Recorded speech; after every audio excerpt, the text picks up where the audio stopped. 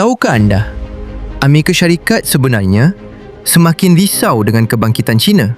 Dulu, Amerika Syarikat ialah kuasa ekonomi terbesar dan paling berpengaruh di dunia tanpa saingan besar. Tetapi keadaan itu mula berubah.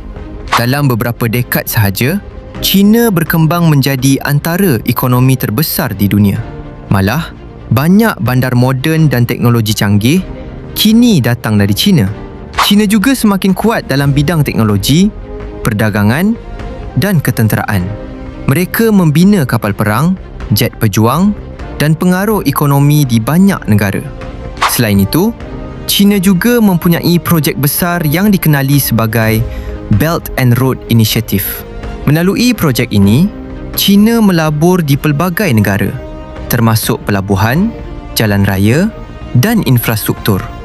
Amerika bimbang jika pengaruh China terus meningkat, kuasa Amerika di dunia mungkin semakin berkurang, terutamanya di rantau Asia. Sebab itu, hubungan antara Amerika dan China sering menjadi tegang. Mereka bersaing dalam ekonomi, teknologi, malah pengaruh ketenteraan.